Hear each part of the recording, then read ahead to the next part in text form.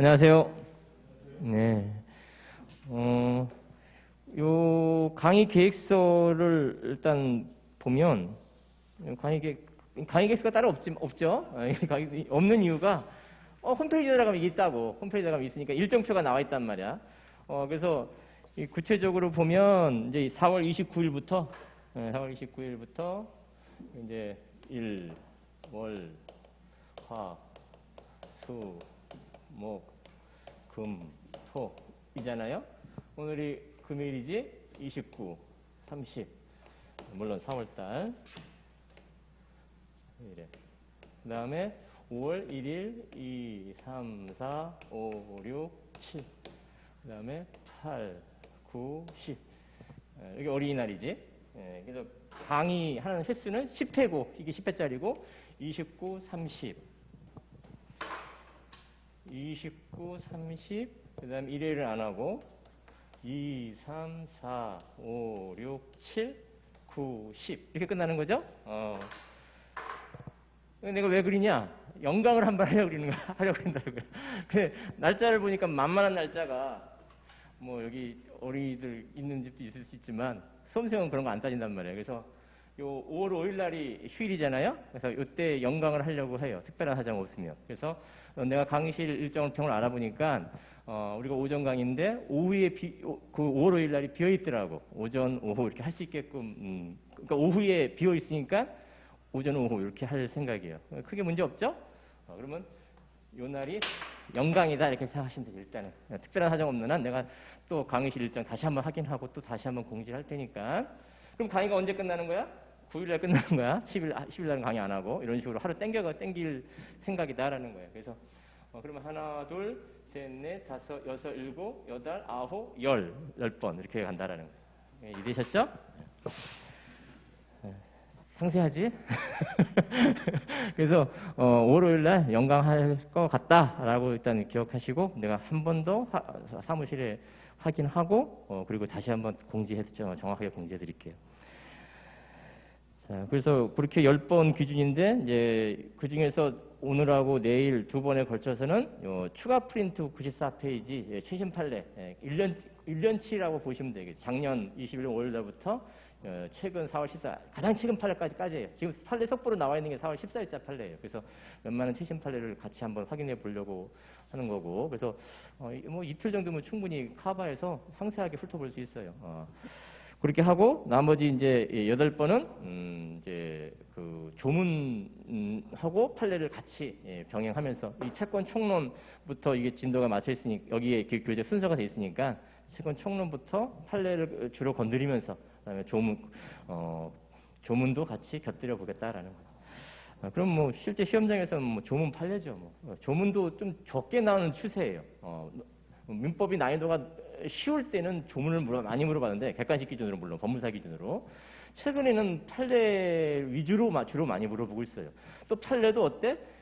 원문 위주로 물어보고 있어요. 그러니까 어떻게 지문이 길어질 수밖에 없죠. 그러니까 시간을 뺏는 거죠. 시간을 뺏으니까 난이도가 높게 느껴져, 체감도가 높게 느껴져. 문제 자체는 어렵진 않은데 많이 보던 판례이기 때문에. 근데 그것이 오지선다에서 실제 시험장에서 제한된 시간 내에 55초 만에 한 문제를 풀어야 돼요. 55초 만에. 왜? 5초는 막힌 시간.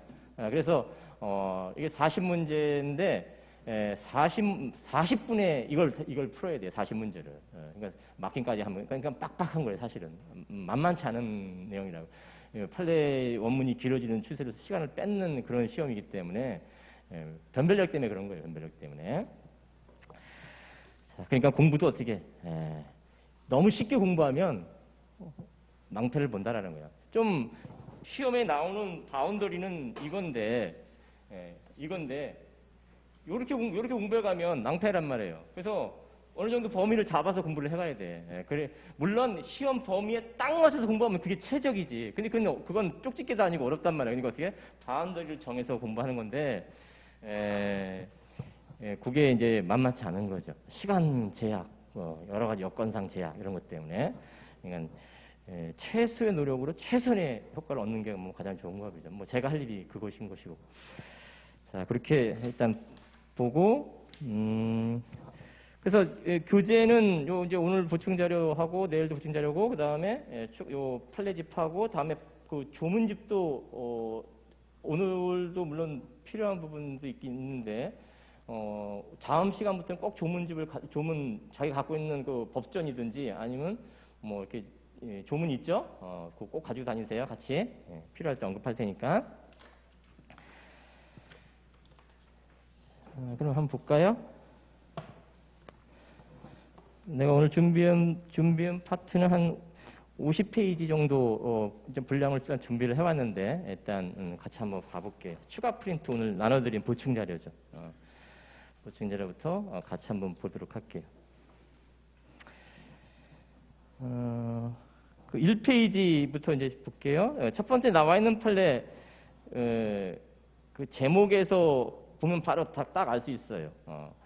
자, 그리고 요 판례집이든 요 보충 자료든 내가 별 표시를 해놨단 말이에요. 그 기준은 별 2개짜리 이상은 객관식이든 주관식이든 물어볼 수 있는 지문이라요. 특히 주관식으로도 물어볼 수 있는 중요 지문이라는 거예요. 근데 별 하나짜리도 있고 뭐 흐릿한 별도 있어요. 그 기준은 흐릿한 별은 가능성이 좀 낮은데 혹시나 해서 체크한 거예요. 그 다음에 진한 별부터 이제 가능성이 이제 객관식으로 이제 주로 이제 정리하는 거고, 별 2개짜리 이상은 객관식이든 주관식이든 이렇게 난이도를 물론 3개짜리도 있을 수 있어요. 중요도가 더 높아지는 거지. 그렇게 정리하시면 되겠어요. 자, 객관식이니까 뭐 다 보셔야죠. 첫 번째 나와 있는 판례에는 지문 그 제목에서 볼 수 있듯이 상단에 있죠. 미성년 후견인인 외조부가 비양육친, 그러니까 친권자이긴 한데 친권 중에는 뭐 양육권도 포함해서 보호, 감독권, 뭐 기타 등등이 있어요. 그 중에 양육권은 그러니까 친권 중에 양육권만 인정 안 해주는 거야, 부모님한테. 이 사안에서 이제 친부인데 친부한테 양육권은 누구한테 인정이 됐냐? 외조부가 미성년 후견인으로 선임됐어요. 그러니까 오죽했으면 그랬겠어? 아버지가 뭐 흥청망청이라고 보는 거지. 그러니까 양육권은 친권 중에 양육권을 뺏어온 거예요. 그럴 수 있냐? 그럴 수 있어. 친권 일부를 제한시킬 수 있냐? 할 수 있어. 신설된 조문이 있어요. 그래서 친권 중 일부 양육권을 제한해서 양육권을 뺏어와서 미성년 후견인 외조부한테 줬는데, 이때 그러면 이제 외조부가 그 양육해 왔을 거 아니에요. 있을 때 그 외조부가 미성년 후견인이 비양육친인 부한테 양육비 청구할 수 있냐? 당연히 할 수 있어야 되겠지. 그랬더니 할 수 있다는 취지 판례입니다. 어렵지는 않아요. 혹시 한번 보는 거하고 안 보는 건 틀려. 시험장에 헷갈리지 않으라고 말라고 하는 거예요. 자, 물론 이제 시험장에서 물어보는 지문은 볼드체야. 볼드체를 확인해 볼게. 가정법원이 민법 924조의 2에 따라 부모의 친권 중 양육권만을 제한할 수 있어요. 틀린 내용 아니야. 제한하여 미성년 후견인으로 하여금 자녀에 대한 양육권을 행사하도록 결정한 경우에 민법 837조를 유추 적용하여 미성년 후견인은 비양육친을 상대로 양육비 심판을 청구할 수 있는가? 그래서 인용 판결 받을 수 있는가? 그렇다. 이렇게 이해하시는 거죠. 자, 다른 것도 좀 한번 봐볼게. 그 위로 볼드체 위로 하나, 둘, 셋, 넷, 다섯, 여섯, 일곱, 여덟, 9줄, 10줄. 볼드체 위로 10줄 올라가면 그 밑줄 친 부분에 이런 말이 있어요. 이제 신설된 조문을 한번 제시해 보려고 하는 거예요. 가정법원은 친권 상실 사유에 이르지 않더라도 미성년 자녀의 복리를 위해서 친권의 일부를 제한할 수 있다는 규정을 신설. 그러니까 지금 제가 말하는 게 친권 중 여러 가지 내용들이 있는데 그 중에 양육권만을 제한시킬 수 있는가? 할 수 있다라는 거예요. 친권 일부 상실이 가능하기 때문에. 자, 그 밑에 밑줄도 읽어볼게. 미성년 후견인을 직권으로 선임할 수도 있어요. 그 밑에 또 밑줄.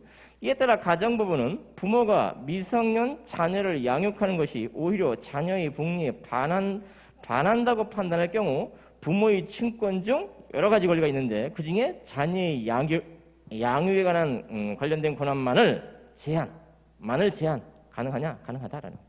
그러니까 볼드체 내용이 나올 수 있다. 이렇게 이해하시는 거죠. 어렵지 않죠?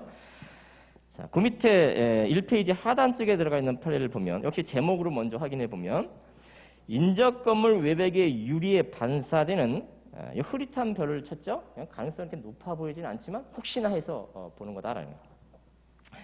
인접 건물 외벽의 유리에서 반사되는 강한 태양 반사광으로 인한 생활방해죠. 에 대하여 인접 주거지 거주자 불법 행위를 원인으로 손해배상 청구, 채권 청구권이지 및 방지 청구, 물권 청구권이지. 그러니까 이와 같은 생활 방해를 이유로 손해배상이라는 채권 청구권을 행사할 수 있고 태양 반사광으로 인해서 그에 따른 방지 청구라는 물권 청구권을 행사할 수 있다. 예방 청구, 방해 배제 청구 뭐 이런 거 뜻인 거죠.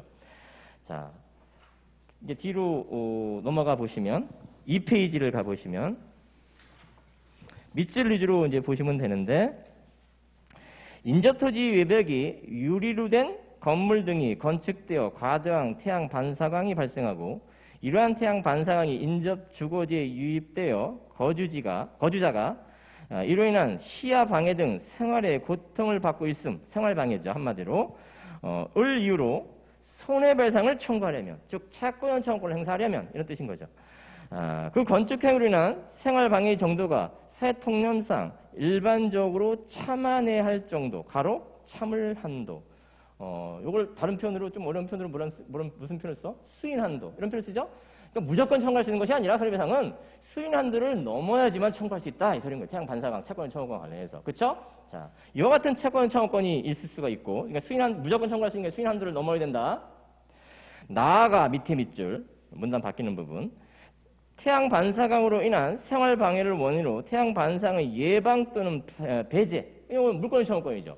자, 을 구하는 방지 청구는 금전 배상을 구하는 손해배상 청구와는 그 내용과 요건을 서로 달리한다. 그러니까 제한 기준도 달리해서 판단해야 된다. 이런 뜻인 거예요. 그래서 그 정도로 이걸 뭐 답쯤으로 물어보기보다 들러리즘으로 물어볼 가능성이 있어요. 그러니까 한번 한 번 정도 이렇게 확인하는 차원으로 보고 가시면 된다라는 거예요.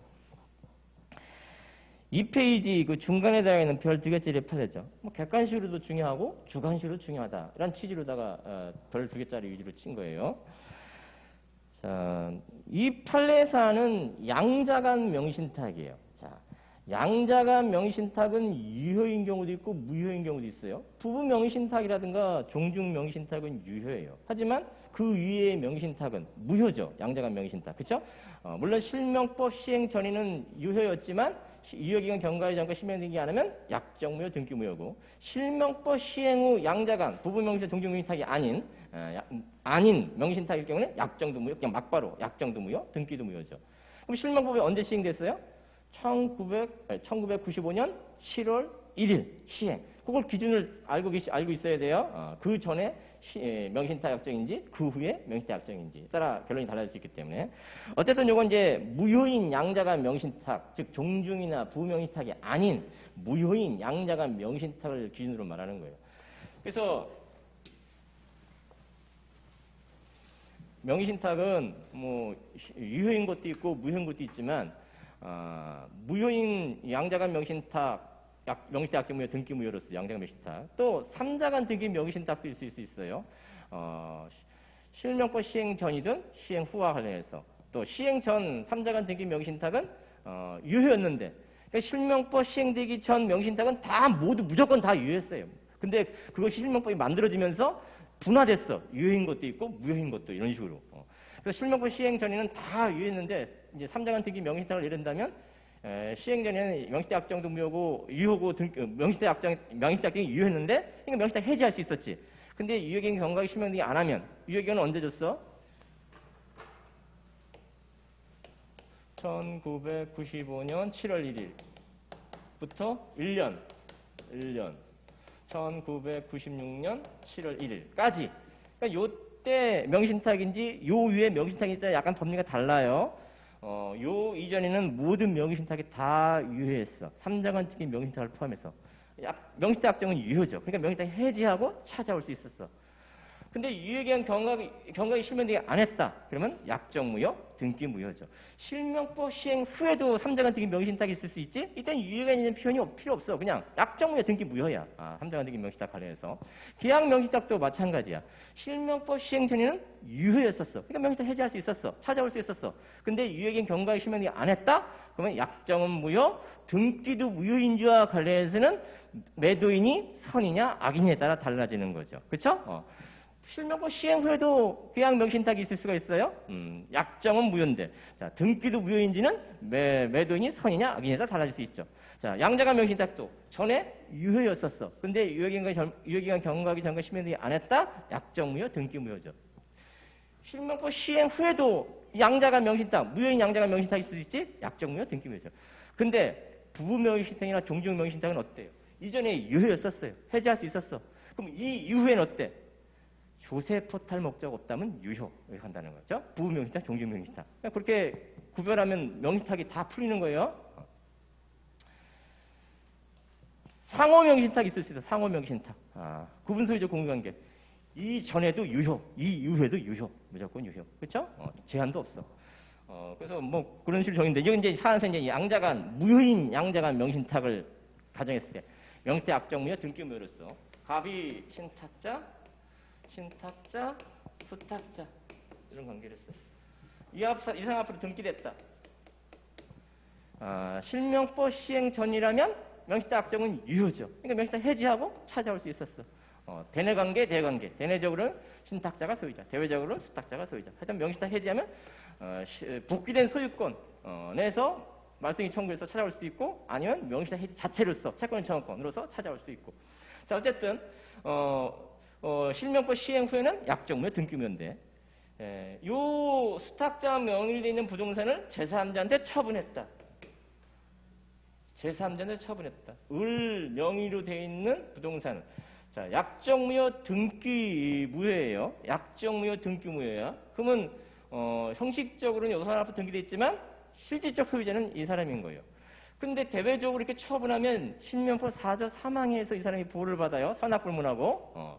자, 그럴 때 을이 병한테 처분하는 행위가 갑에 대해서 횡령죄를 성립하느냐 성립하지 않느냐 이런 문제와 관련해서 전환차 판결이 나왔는데 이 전환차 판결 나오기 전에는 요 을이 병한테 처분하면 무효인 명의신탁을 지금 말하는 거예요. 을이 이 병한테 부동산을 처분하면 갑한테 횡령죄가 된다고 본 게 기존 판례였었어요. 그런데 우리 2페이지에 나와 있는 그 볼드체 밑에 판결의 1번 형사 판례 전환차 판결에서 보듯이 을이 부동산을 처분하다 하더라도 횡령죄 성립 안 한다는 게 전환차 판결이야. 양자간 명의신탁 관련해서. 그렇죠? 그래서 기존에는 횡령죄 성립했기 때문에 어떻게 처분하면 갑한테 횡령죄가 성립하니까 당연히 불법행위 손배 청구를 할 수 있는 거야. 형사상으로도 민사상으로도 횡령죄도 성립하고 불법행위지. 그러니까 불법행위 손배 청구도 할 수 있는 것이지.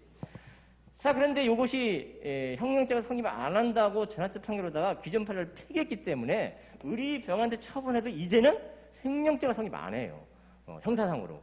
횡령죄 책임을 못 묻는다 이 소리야. 그러면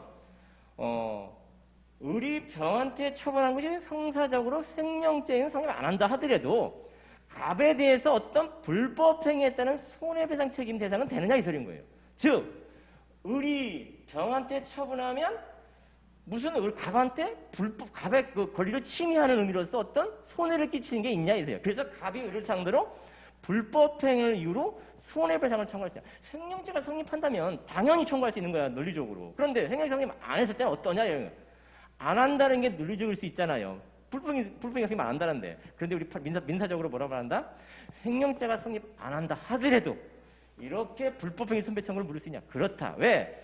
을이 누구 권리를 침해한 거야? 갑의 소유권, 내부적 소유권을 침해한 꼴이야. 그리고 갑한테 손해를 끼친 거야. 그렇기 때문에 불법행위 손배 청구를 한다. 그러니까 횡령죄가 성립하든 안 하든 관계없이 횡령죄가 성립하면 불법행위 성립하고 횡령죄가 성립 안 하면 불법행위 성립 안 하는 이런 법리가 아니라 횡령죄가 성립하든 안 하든 불법행위 손배 청구를 했다. 정확하게 이해하고 있어야 돼요. 그래서 살짝 틀어도 말을 살짝 이렇게 바꿀 수 있다고.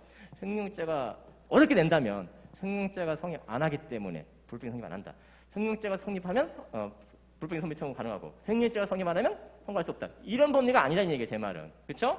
그래서 불법 소유권 침해, 실질적으로 소유권 침해 때는 불법 행위로 손해배상 청구할 수 있다.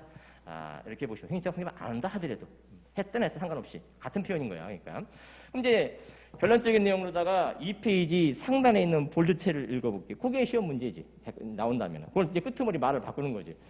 지문 길게 나오는 것은 이제 판례에 잠깐 눈에 익숙해져 있다가 내가 딱 판례를 첫 문장을 딱 읽었어. 근데 이게 무슨 판례 내용인 것 같아. 끄트머리를 살짝 보는 거야. 말을 어떻게 내가 알고 있는 거 어떻게 바꾸는지.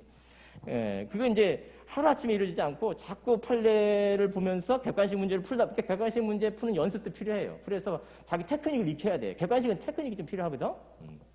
읽어볼게. 명신탁자가 양자가 명신탁에 따라 명신탁자로부터 소유권 인액을 넘겨받은 부동산을 임의로 처분하는 행위가 형사상 횡령죄로 처벌되지 않더라도 현재 그래요. 전원자 판결에 따라서. 위 행위는 명신탁자의 소유권을 침해하는 행위로서 형사상 횡령죄 성립 여부와 관계없이 민법상 불법행위에 해당하여 명신탁자는 명신탁자에게 손해배상 책임을 부담한다. 이렇게 정리해 주시는 거죠. 그리고 나머지 밑에 내용은 굳이 꼭 안 보셔도 상관없어요. 이게 정확하게 이해가 됐다면. 나머지는 다 그것을 뒷받침하는 내용들이야. 그렇기 때문에 그 뒤에 상단에 그 중요한 판례 의미를 볼드체로다가 다시 한번 확인을 했지만 앞에 나온 내용이 핵심 요약이다 이 소리인 거예요. 그것만 이해하면은 뒤에 거 굳이 안 봐도 된다 이러는 얘기예요. 자, 이제 이거와 관련해서 다른 얘기도 잠깐 좀 해볼게요. 그래서 양자간 명의신탁은 이제 이런 법리인데 양자간 명의신탁은 그러면 이제 삼자간 등기 명의신탁을 한번 생각해 볼게요. 갑이 신탁자, 을이 수탁자, 매매계약 당사자가 이게 삼자간 등기 명의신탁인지 계약 명의신탁인지는 누가 신탁자고 누가 매도인하고 매매계약 당사자가 되느냐. 만일 수탁자하고 매도인하고 매매계약 당사자가 된다면 계약 명의신탁 법리지만 만일 신탁자하고 매도인하고 매매계약을 체결하고 등기만 을 앞으로 넘겨주는 중간생활 등기로 넘겨주는 이럴 때는 삼자간 등기 명의신탁 이렇게 보는 거죠. 그러니까 누가 매도인이 신탁자하고 매매계약을 체결하느냐 수탁자하고 매매계약을 체결하느냐에 따라서 삼자간 등기 명의신탁인지 계약 명의신탁인지 달라지는 거죠. 자, 만일 이 매도인이 신탁자하고 매매계약을 체결했다. 그에 따라 등기는 이렇게 중간생약 형태로다가 이렇게 직접 등기를 해줬다. 이런 게 삼자간 등기 명의신탁이죠. 자, 실명법 시행 전에 이와 같은 삼자간 등기 명의신탁은 유효. 그러니까 어떻게 명의신탁이 유효면 해지할 수 있어요. 명의신탁 해지하고 등기 찾아올 수 있었어요. 자, 근데 유효기한 경과하기 전까지 실명등기를 안 했다? 그러면 갑하고 을 사이 명의신탁 확정은 무효, 등기도 무효. 하지만 매매계약은 유효. 그러니까 갑은 병에 대한 매매계약이나 소유권 을 보존하기 위해서 병이 을에 대한 말승인 청구권을 대의말소 이렇게 하는 거죠. 그렇죠? 그러면 대의말소라는 얘기는 피대의가 있어야 된다는 얘기인데 그럼 피대의는 병이 을한테 말승인 청구권을 가지고 있어야 된다는데 자, 을이 등기가 되면 등기 추정력 법리가 그렇다는 거예요. 제 말은 이걸 구체화적으로 보면 등기 추진력이 이제 있지만 실명법 위반 실명법 위반이 강양법 위반은 맞지만 불법원인 급여는 아니야. 그러니까 말씀할 수 있다. 등기가 됐어. 등기 추정력에 따라 등기가 소유권을 추정되지만 실명법 위반 그러면 병이 실질적 소유자 소유권에게서 말승인 청구권 그것을 대의행사 이런 식으로 논리가 흘러가는 거예요. 사실은 구체적으로 본다면 자 실명법 시행 후에도 이와 같은 명의신탁이 있을 수 있죠. 약정무효, 등기무효, 매매계약은 유효.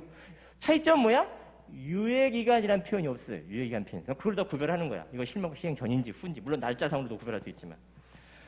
자 어쨌든 이제 이게 무효인 이제 명의신탁이라고 가정해 본다면 명의신탁이 물었네.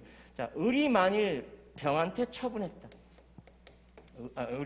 을이 정한테 처분했다. 제3자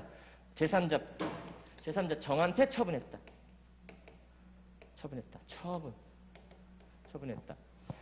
자, 그러면 을이 정한테 처분하면 을은 횡령죄 성립하는가 안 하는가 이런 문제와 관련해서 이것도 전화체 판결이 있는데 전화체 판결 나오기 전에는 횡령죄가 성립한다고 봤어요. 즉 신탁자를 피해자로 하는 횡령죄가 성립한다고 봤어요. 그러니까 당연히 갑은 을을 상대로 불법 행위에 따른 손해배상을 청구할 수 있었어요. 횡령죄가 성립했기 때문에. 근데 전환체 판결로 횡령죄가 성립 안 한다고 봤어요. 왜냐하면 이 횡령죄가 성립하려면 위탁관계로서 신인관계가 있어야 된다고 보는데 이 경우든 부활 신인관계가 없다고 봐요. 그렇기 때문에 횡령죄가 인정이 안 돼요. 전환체 판결로. 팔아서 당연히 그럼 갑의 의를 상대로 불법 이수필 청구도 인정 안 되는 거예요. 의리 갑의 소유권을 침해한 이런 것도 없기 때문에 차권적 침해의 문제일 뿐인 것이지. 그렇지? 그렇다고 뭐 직접적인 어떤 문제도 있는 것도 아니고. 그렇기 때문에 이럴 경우에는 갑의 의를 상대로 불법 이수필 청구 문제가 인정이 안 돼요. 그러면 판례는 어떻게 해결해? 의리 정한테 처분할 때 의리 만일 처분함으로써 여기 처분함으로써 대금을 1억 원을 받았다.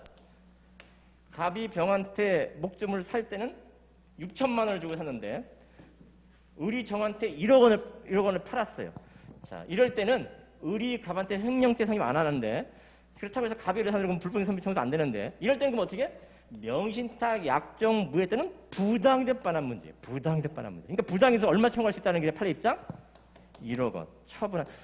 자기가 매수한 6천만 원을 청구하는 것이 아니라 의리 정한테 처분한 대금, 수용당했다는 수용부상금, 이걸 부당이득 반환죄로 청구할 수 있다. 불법행위 손배 문제가 아니라. 이해되셨죠?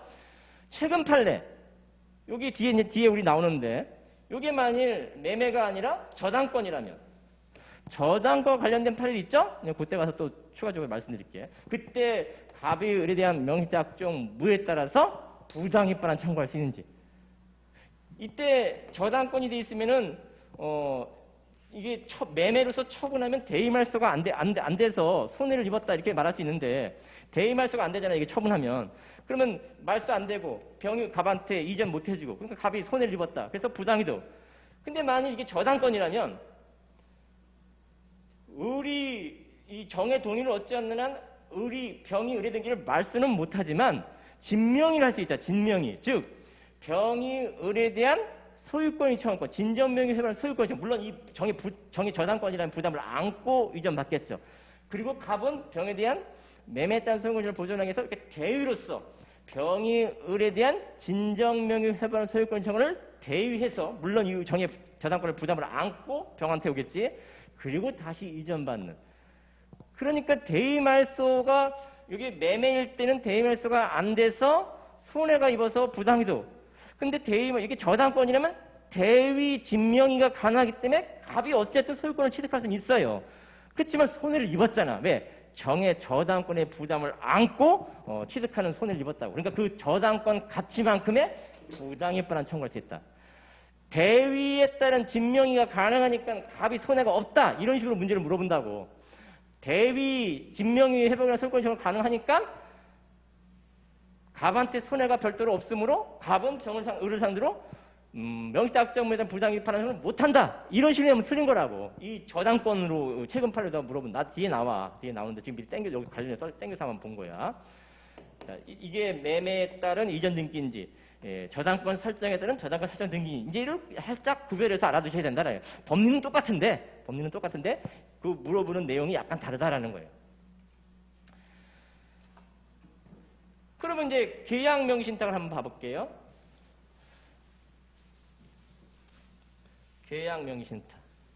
갑이 신탁자고 의리 수탁자고 매도인하고 수탁자하고 매매계약을 체결하는 거죠. 자, 이럴 때 이것도 역시 실명법 시행 전에 이와 같은 명신탁이 있을 수가 있지. 유효. 그럼 명신탁 해지할 수 있었어. 해지에 따라서 등기 찾아올 수 있었어. 근데 유효기간 경과하게 실명되기를 안 했다? 명의신탁 약정은 무효예요. 일단 명의신탁 약정은 무효예요. 똑같은 명의신탁 약정. 이건 무효. 등기도 무효인지는 병이 선이냐 악이냐에 따라 다르죠. 선이라면 등기는 유효죠. 악이라면 등기는 무효죠. 자, 실명법 시행 후에도 이와 같은 명신탁이 있을 수 있지? 유효기간 표현이 필요 없어. 그냥 약정 무효. 등기도 무효인지는 선이냐 악이냐에 따라 달라지는 거고, 물론. 자, 이런데 만일 이것이 이제 명의약정 을이 만일 이 병이 선이라고 가정했을 때 을이 만일 그 부동산을 정한테 처분했다. 처분. 그럼 실명부 4조 3항에서 보호를 받아요. 그러면 을이 정한테 처분한 것은 선일 때, 을이 정한테 처분한 것은 횡령죄 성립하냐 이 소리야. 횡령죄. 횡령이나 배임 성립 안 한다라는 거야. 왜? 자기 물건 처분한 거야. 타인의 재물을 보관하는 중에 처분한 게 아니야. 자기 거 처분한 거야. 그러니까 어떻게? 선일 때는 완전 유효잖아. 그렇죠? 약정은 무효지만 등기는 유효라고. 그렇기 때문에 어떻게 처분해도 자기가 처분한 거야. 그러니까 횡령죄 문제가 안 나와. 그러니까 어떻게? 불법행위 손배 문제가 안 나온다고. 그러니까 불법행위 손배 문제는 안 나오지만 갑이 을에 대한 명시태 약정 무효에 따른 부당이득이 있을 수가 있죠. 이 부당이득이 뭐냐라는 거예요. 부당이득이 뭐냐. 실명법 시행 전 이와 같은 명신탁이라면 선의를 지금 말하는 거예요. 실명법 시행 전 이와 같은 명신탁이라면 매매에 따른 소유권 이득이 청구권, 명시탁약정 무효에 따른 소유권이 청구권이죠. 그게 부당이득이지. 부당이득으로 소유권 청구를 행사하는 것이죠. 물론 채권 청구권 10년 소멸시효. 자, 그런데 만일 실명법 시행 후에 이와 같은 선의 매도인의 계약 명의타를 이럴 때 명의타 불법행위는 안 돼요. 명의타 약정 무효에 따른 부당이득은 뭐예요? 매수자금 상당 부당이득이죠. 매수자금 상당 부당이득. 그래서 이렇게 이제 요 상태를 놓고 볼게. 명의타 약정 무효에 따른 부당이득은 실명법 시행을 하면 매수자금 상당 부당이득. 만일 실명법 시행 전인데 유행 경과기 전까지 시행이 안 했을 때 명의타 약정 부당이득은 소유권이 청구권. 자, 이렇게 처분했다. 처분했을 때는 요 을이 갑이나 병한테 불법행위 문제 안 생긴다. 횡령 배임 문제 안 생긴다. 이렇게 이해하시면 되겠어요. 그러면 명의타 약정에 따른 부당에 관한 문제만 남는 거죠. 자, 악일 때를 생각해 볼게요. 악일 때 실명법 시행 전에 이와 같은 악의 매도인의 계약 및 신탁 하더라도 일단 유효. 실명법 시행 전에는 해지할 수 있었어. 해지하고 차지할 수 있어요. 그렇지만 유효기간 경과하기 전까지 1년이지. 실명 등이 안 했다? 약정 무효.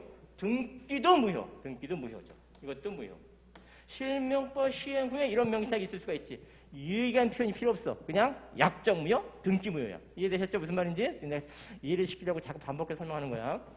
자, 그러면 약정 무효, 등기 무효라고 봤을 때 등기가 무효면 실질 소유자는 누구예요? 갑이야. 근데 을이 정한테 처분했다? 실명 4조 3항에 의해서 유효. 그러면 병이 을한테 말승인 청구를 행사할 수 있어? 없어요. 자, 이럴 때 을이 정한테 처분하면 악일 때 을이 횡령죄, 배임죄 성립하는지 요게 판례가 없었었는데 통설이냐 뭐 논의만 있었어. 소수설이냐 논의냐. 그렇지만 판례가 나오면서 횡령죄 성립 안 한다라는 게 배임죄 성립 안 한다라는 게 판례 입장이야.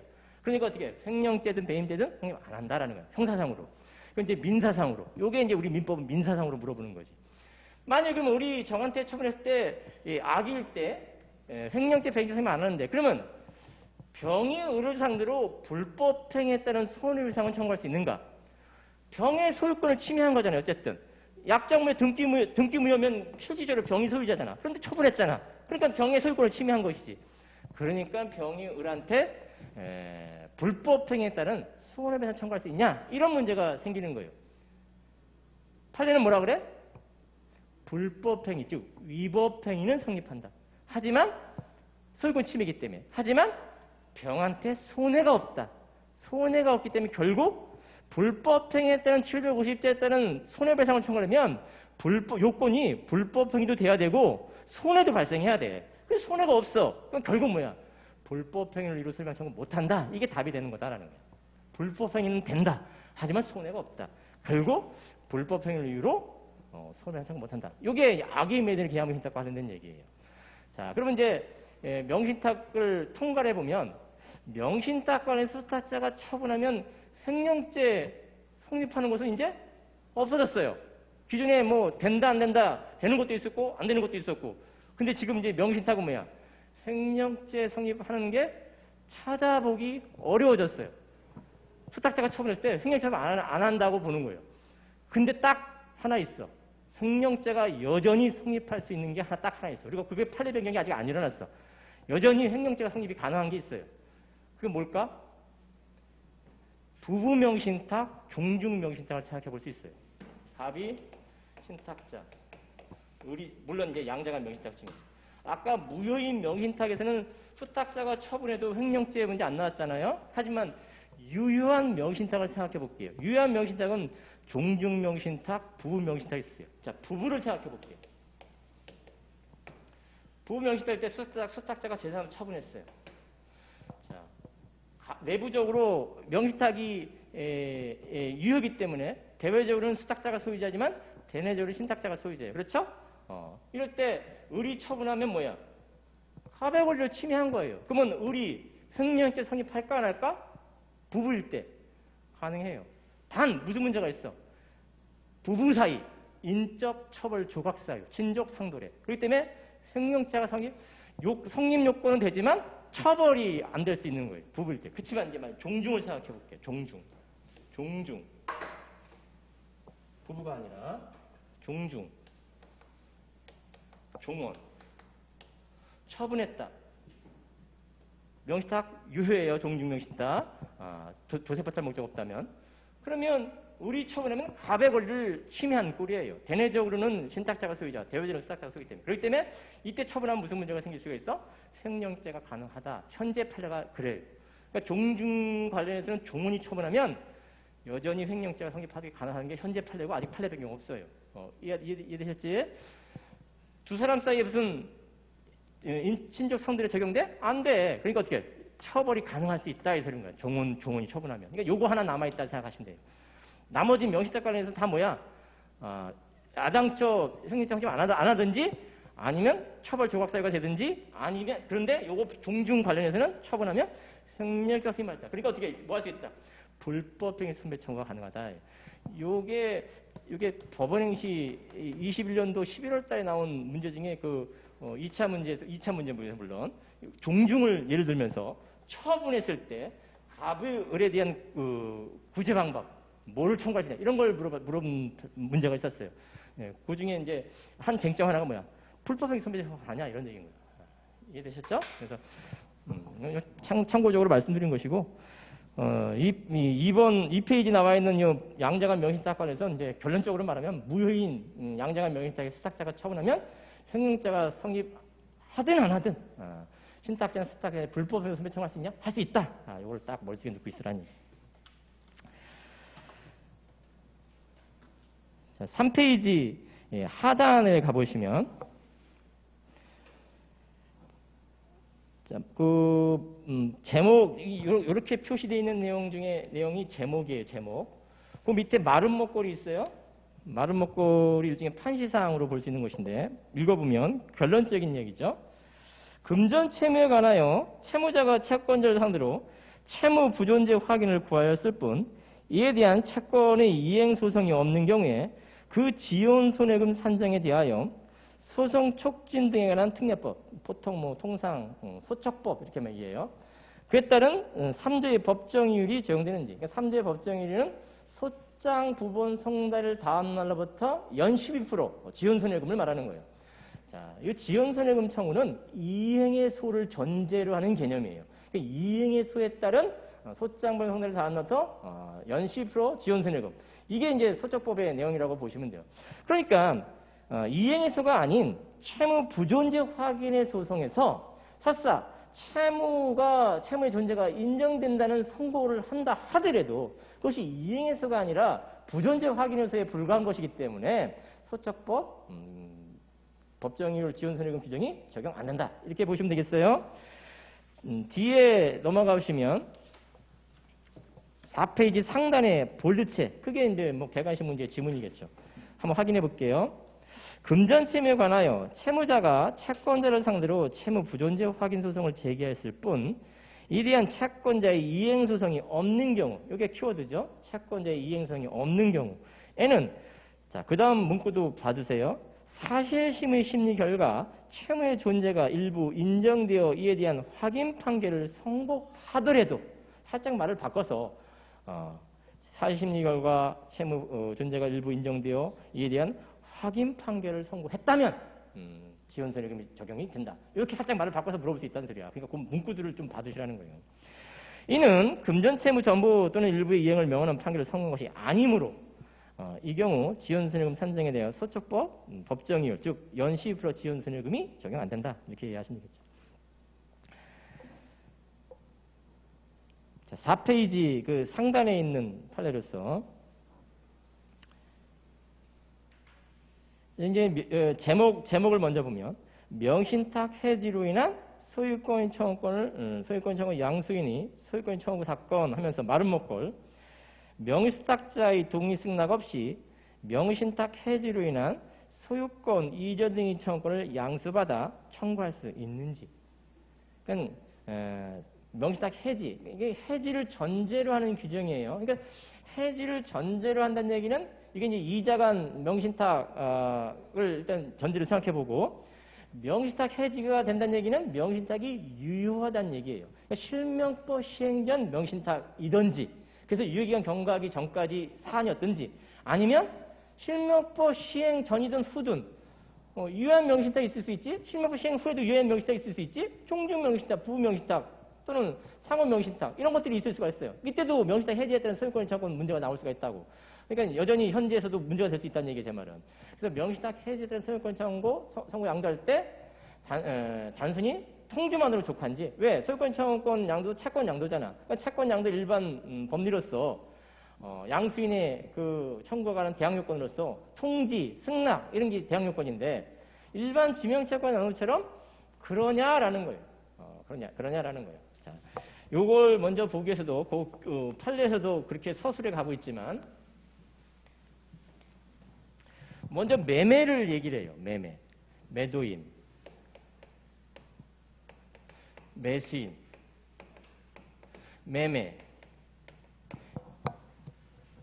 그런데 요 매수인이 아직 등기 안 하고 있는 상태에서 자신이 매수한 목적 부동산을 다시 전매 형태로다가 다시 매수하는 거예요. 전전 매수인이죠.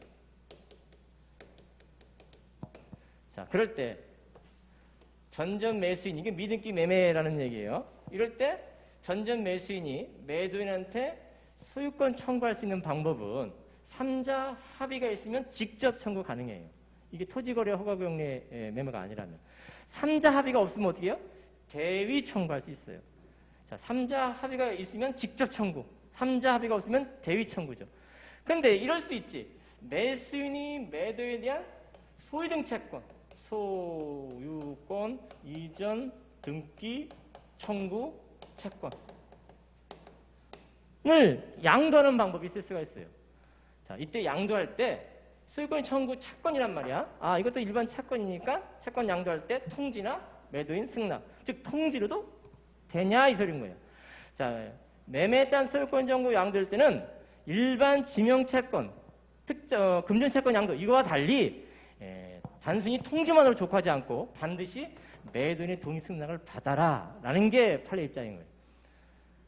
이유는 매도인과 매수인 사이에 강한 신뢰관계가 요한다 이렇게 말하면서 매도인 입장에서 누가 매수인지에 따라서 왜 이 사람이 이렇게 이전일 때 동시행관계 문제가 생길 수가 있다고. 소유권 이등기 의무는 매수인의 대금 지급 의무와 동시행관계 있단 말이에요. 그렇기 때문에 매도인 입장에서 이 사람이 매수인지 이 사람이 매수인지에 따라 이 사람의 자격이 달라질 수 있기 때문에 이 사람은 돈이 많았는데 이 사람이 돈이 없는 사람이야. 그러면 잔금에 문제가 생길 수가 있잖아. 그러니까 어떻게 누가 매수인지에 따라서 매도인의 입장에서 신뢰관계가 필요하다. 그렇기 때문에 동의가 필요하다.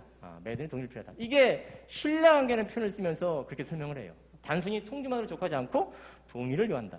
자, 이런 법리가 그러면 이 사람이 이제 수탁자고 이 사람이 신탁자라고 생각해 보세요. 명신탁 해지, 명신탁 해지하면서 수탁자의 소유권을 이렇게 양도했어요. 명신탁 해지하게 되면 복귀된 소유권 또는 신탁 해지 자체로 발생하는 채권, 복귀된 소유권에 의해서 청구할 수 있지만 신탁 해지 자체로서는 채권 청구로서 행사할 수 있다고 그러지? 자, 채권 청구로서 소유권 양도 문제가 생길 수가 있다고. 명신탁 해지에 따른 소유권 양도. 이때는 어떠냐? 이때는 통지만으로 족하냐? 아니면 이때도 역시 매매처럼 마찬가지로 승낙을 받아야 되냐? 수탁자의 승낙을 받아야 되냐? 이 소리인 거예요. 신뢰관계라는 말의 표현을 방점을 찍어 보시면 돼요. 신탁자, 수탁자에서 무슨 신뢰관계 있냐? 그렇다라는 거야, 그렇다. 명시탁 계약관계로서 신뢰관계가 있다. 그러니까 어떻게? 여기서도 역시 매매처럼 마찬가지로 동의 승낙을 받아야 된다. 그래서 결론부터 말하면 매매에 따른 소유권이 청구권 양도할 때도 매도인의 동의 승낙을 받아야 되고 명시탁 해지에 따른 소유권 이전 등의 청구권 양도할 때도 마찬가지로 수탁자 동의를 받아야 되는 것이 원칙이다. 자, 요거와 이제 구별돼서 여기 없지만 취득시효에 따른 소유권의 청구권, 취득시효 완성에 따른 소유권, 이것도 채권 청구권으로 보죠. 취득시효 완성에 따른 소유권 청구 양도할 때는 어때요? 단순히 통지만으로 족하냐? 아니면 소유자의 승낙을 받아야 되냐? 이런 얘기죠. 자, 소유자와 취득시효 완성자의 무슨 신뢰관계가 있냐? 이걸 따져보시면 되는 거예요. 없어요. 취득시효 완성자하고 소유자에서 무슨 신뢰관계 있는 게 아니잖아. 무슨 법률관계가 있는 게 아니잖아. 그렇기 때문에 어떻게? 단순히 통지만으로 족하다. 이게 판례 입장이다. 그래서 그렇게 구별해서 받으시면 돼요. 이런 것들이 객관식으로 물어보는 거예요. 참고적으로 취득시효 완성에 따른 소유권 청구 양도할 때 단순히 통지만으로 족하다라는 취지의 판례는 사무관 승인 시험에서 2차 시험으로 물어본 적이 있어요. 그러니까 이런 것들이 주관식, 객관식 이렇게 같이 병렬적으로 물어보는 거예요. 명시탁 해지된 소유권 양도할 때도 통지 아닌 동의 승낙을 받아라 이런 취지가 매매와 엮어가지고 같이 구별해서 이렇게 물어볼 수 있어요. 2차 시험으로. 그래서 별 2개로다가 제가 친 거예요. 자, 4페이지 하단부터 5페이지 나와 있는 판례가 있는데 이건 사실 흐릿한 별로 하나 쳐도 무방해요. 이게 명신탁, 실명법 관련된 명신탁이 아니에요. 그거 먼저 말씀드리는 거고. 이 사안은 특별법에 따른 신탁 관계예요. 즉 위탁자, 수탁자, 수익권자 이런 자들이 등장하는 관계로서 그러니까 이게 흐릿한 별로 치셔도 무방하고 가능성은 좀 낮아 보이는데 특별법상의 신탁 관계이기 때문에 근데 이걸 이제 넣은 이유는 사행이라는 측면에서는 가능성이 있어요. 사행이라는 측면에서는 객관식으로 물을 가능성이 좀 있기 때문에 한번 확인하고 간다라는 거예요. 쉬운 판례는 아니에요. 그래서 확인차 안에서 보고 가시면 된다. 이 구도를 살펴보면 이래요. 위탁자. 그 다음에 이게 명신탁이 아니에요. 특별법상의 신탁관계예요. 위탁자, 그 다음에 수탁자, 그 다음에 이 사안에서 이제 수익권자가 있을 수 있어요. 우선 수익권자. 우선이란 말 넣을게요. 수익권자. 있을 수 있고, 위탁자가 수탁자와 관련해서 요 신탁관계가 종료할 수 있죠. 신탁 종료. 그럼 이 사람이 수익권, 이 사람이 요 사람보다 나중 후순위 수익권자일 수 있어요. 신탁 종료. 자, 위탁자가 수탁자 신탁을 종료시키면서 그 목적 부동산을 다시 찾아올 수 있지. 아니면 소유권 이전 등기 청구권 형태로 찾아올 수도 있어요. 자, 이걸 처분. 제3자한테 처분.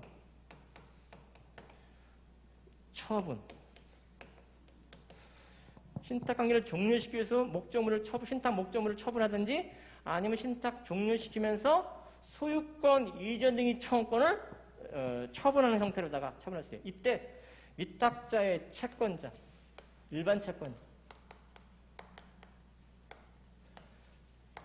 취소 채권자죠. 요 처분 행위를 수익자로 봐서 채권자 취소에서 상대방을 말하는 거예요. 취소 채권자, 채무자, 수익자 이런 관계가 성립할 수 있다 이런 얘기예요. 자, 그러려면 전제 조건이 필요해요. 위탁자의 그 신탁 종료에 따른 수익권 내지는 소유권 청구권 그것이 요 위탁자의 일반 채권자들의 책임 재산이 돼야 돼요. 책임 재산이 돼서 처분. 그래서 채무 초과 상태를 유발, 심화. 그러면 사행이 가능하다라는. 자, 그래서 어떤 얘기를 하냐면 위탁자의 수탁자에 대한 신탁 종료로서 소유권 청구 양도를 예를 들면서 신탁자 일반 채권들의 그 책임 재산, 적극 재산이 될 수 있는데 다만 이랬다면 이 신탁 종료에 따른 소유권 청구권을 양도할 때 이 신탁 법률행위였던 그 내용 중에 우선 수익권자의 동의가 필요한데 동의를 안 해주는 상황이라면 그럼 처분 못 하잖아요. 그러면 사유 대상이 아니지. 동의해줬다라면 그런 상태에서 이런 상황이 생겼다면 사유가 될 수 있다. 근데 동의 안 해줬다면 사용이 안 된다라는 거예요. 처분 못 하니까. 처분이 처음부터 제한이 되니까. 또 하나 이런 얘기를 해. 신탁 종료로서 수익권, 이 사람이 우선 수익권자고 이 사람이 나중 수익권자로서 그 수익권을, 채권을 제3자한테 처분해버렸다. 처분할 때 이 수익권의 어떤 가치가 잔존재산이 존재해야지 처분함으로써 상위 대상이 되고, 즉 수익권이 있어야지만 위탁자 일반자의 책임자들로서 남아있는 것인데 애당초 이 수익권이 존재하지 않는다면 왜? 우선 수익권자가 다 가져가고 남으니까 한 푼도 안 남아있어. 그러면 그 수익권, 채권을 처분한다 하더라도 사행이 아니다. 그러니까 남아있냐 남아있지 않냐 이런 점이니까. 그러니까 이것이 이제 무조건 사행이 될 가능성은 있는데 되느냐 안 되느냐는 첫 번째 소유권 청구 양도일 때는 이 사람들 동의가 요하는데 동의를 안 해줬다면 사행이 대상이 애당초 안 된다. 또 수익권으로서 후순위 수익권으로서 수익권을 채권으로 제3 처분할 때 우선 수익권자가 다 가져가고 남은 거 빼봤더니 남은 게 아무것도 없더라. 그럼 처분했다 하더라도 사행이 아니다. 이런 취지 팔린 거예요. 그런 취지로서 한번 봐주시면 된다라는 거예요. 5페이지 상단은 그걸로 가름하도록 할게요. 나머지는 볼드 취지로 한번 읽어봐 주시면 돼요. 자, 5페이지 하단에 나와 있는 판례를 볼게요. 먼저 그 제목으로서 토지 소유자가 독점적, 배타적 사용수익권을 포기한 경우에 해당하는지, 즉 토지 소유자가 독점적, 배타적 사용수익권을 포기한 경우에 해당하는지 여부와 관련해서 뒤로 넘겨가 보시면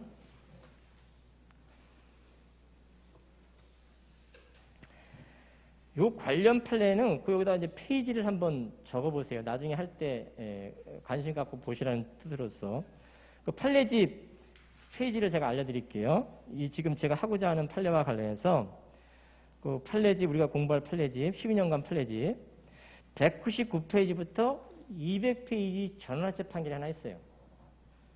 나중에 또 따로 별도로 할 거예요. 그러니까 여기서 한번 미리 가서 한번 보시라는 거야. 판례집 199페이지부터 200페이지 나와 있는 전원합체 판결이 하나 있고 또 201페이지 상단에 있는 판례가 하나 있어요. 201페이지 상단에 있는 판례. 그거랑 같이 공부해 두시면 돼요.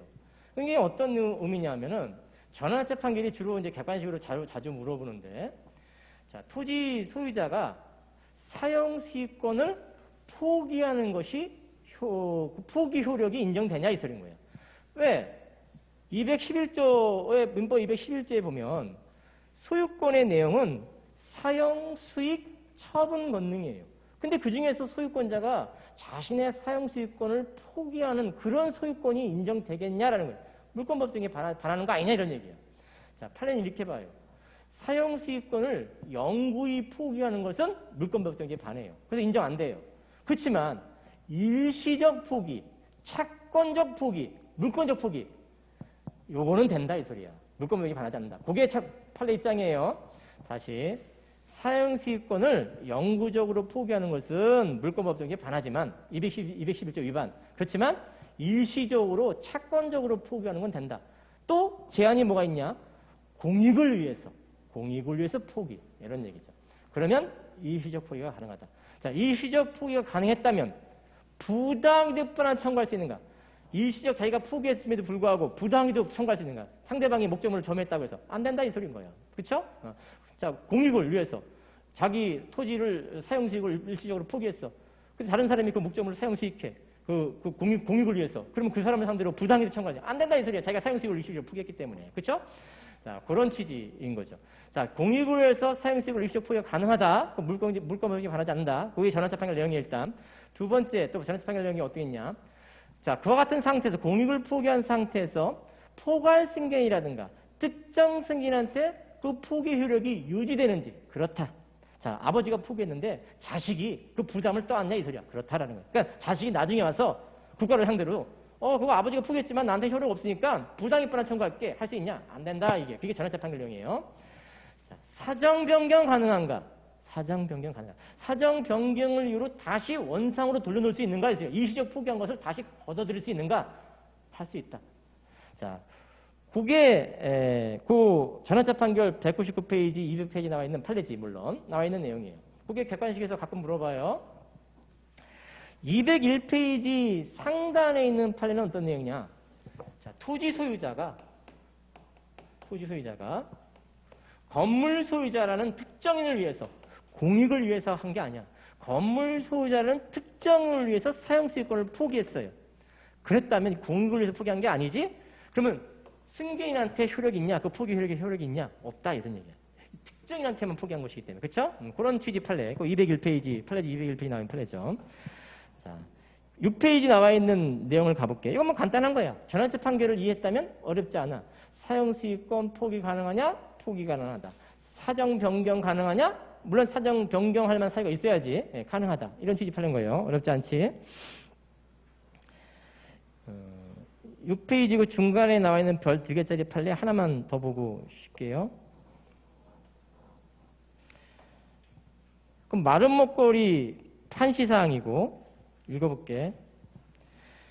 추 감정 등을 통하여 청구 금액을 확장할 것을 전제로 하자 보수에 가름한 손해배상 채권 중 일부를 청구했다가 이후 청구 금액을 확장하면서 부가가치 상당의 부분을 청구 범위에서 제외한다는 의사를 밝힌 경우 소재기로 인한 소멸시효가 중단되는 채권의 범위 이렇게 됐어요.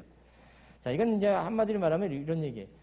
그러니까 소멸시효 중단 문제인데 뭐 채권을 전부 재판에 청구했다면 전부에 대해서 소멸시효 중단 문제가 생기지. 근데 채권 1억 원 중 6천만 원만 일부 청구한 거야. 6천만 원만 일부 청구했다면 6천만 원 한도에서만 소멸시효가 중단되는 것이냐? 아니면 나머지 4천만 원을 포함한 전액 1억 원의 소멸시효가 중단되느냐? 이런 문제인 거예요. 자, 참고로 이것도 판례집에 가보면 359페이지 상단 2021년도 나중에 또 할 거예요. 359페이지 상단에 요 관련 판례가 있어요. 자, 그럼 이제 정리를 해보면 자, 1억 원 채권을 가지고 있었는데 그중에서 6천만 원만 내가 재판상 청구를 했어요. 명시적으로 일부 청구를 했어요. 그러면 시효 중단은 원칙 6천만 원 일부 청구 명시한 부분에 대해서만 시효가 중단되는 게 원칙이에요. 근데 청구하면서 내가 장차 청구 금액을 확장할 의도다. 근데 내가 일시적으로 일부만 일단 청구하는 거다. 이렇게 밝혔다면 그리고 그 당해 소송이 끝날 때까지 나머지 청구 금액을 확장했다면 그러면 애당초 소재기할 때 재판상 청구 시효 중단이잖아요. 6천만 원만 소멸시효가 중단되는 것이 아니라 1억 원 전체 4천만 원을 포함해서 전부에 대해서 소멸시효 중단 효과가 생긴다 이 소리고요. 전제가 있어. 일부 청구하면서 장차 청구 금액을 확장할 의도다라고 청구 원인을 밝혀야 되고 두 번째로 실제로 그 당해 소송이 끝날 때까지 확장해야 돼요. 그래야지만 돼. 따라서 여기 나온 판례처럼 당해 소송이 끝날 때까지 나머지 4천만 원 청구를 청구 안 했다면 그리고 청구 안 하기로 의사표현을 했다면 그러면 일부 청구만 시효 중단되는 거다. 요게 여기 6페이지에 나와 있는 판례 내용이에요. 자, 이거와 더 나아가서 판례집 359페이지에 나와 있는 판례는 어떤 내용이냐? 더 나아가서 자, 여기처럼 마찬가지로 일부 청구, 근데 청구지 청구금을 확장을 의도로 밝히면서 일부 청구한 거다라고 밝혔다면 그리고 실제로 당해소송이 끝날 때까지 그 당해소송, 지금 당해소송 말하는 거야. 당해소송이 끝날 때까지 나머지로 확장했다면 전부에 대해서 소멸시효 중단효과가 있다. 그런데 설사 359페이지 나와 있는 그 판례집에 나와 있는 350페이지 나와 있는 내용 중에서는 설사 어떤 내용이 추가되어 있냐? 설사 당해소송이 끝날 때까지 나머지 청구를 확장 안 했다 하더라도 원래 안 하면 안 되는 건데 안 했다 하더라도 그 당해소송이 끝난 때로부터 174조가 적용돼서 최고로 일부 청구 나머지 전부도 최고한 걸로 봐가지고 당해소송이 끝난 때로부터 6개월 내에 174조를 적용시킨 거죠. 그랬다면 나머지 것도 소멸시효 중단효과가 있다. 애당초 일부 청구한 시점으로 소급해서 이렇게 보는 거예요. 그게 359페이지 판례집에 나와 있는 내용이에요. 그러니까 요거하고 그거 같이 한번 봐두시면 돼요. 그러니까 차이점 뭐야? 여기 6페이지 나와 있는 것은 일부 청구하면서 청구 취지 확장을 밝혔지만, 청구권 확장할 거로 밝혔지만, 나머지 당해서 끝날 때까지 내가 청구 안 할 거야 라고 의사표현을 한 거야. 그러면 더 이상 소멸지원 조건 나머지 잔부는 안 당기는 거야. 그런데 359페이지 나오는 판례 뭐야? 당해서에 끝날 때까지 잔부 청구를 안 했지만 그렇다고 해서 청구 안 하겠다라고 의사표시도 안 했어. 소송이 끝난 때로부터 174조가 지원될 수 있다. 그래서 소송이 끝난 때로부터 6개월 내에 나머지 잔부를 별도로 청구했다면 그러면 나머지 부분도 소멸시효 증가가 애당초 일부 청구한 시를 소급해서 소멸시효 증가 문제가 생길 수가 있다. 이렇게 이해해 주시는 거예요. 같이. 일단 여기까지 하고 잠깐 쉬었다가 이어서 하도록 할게요.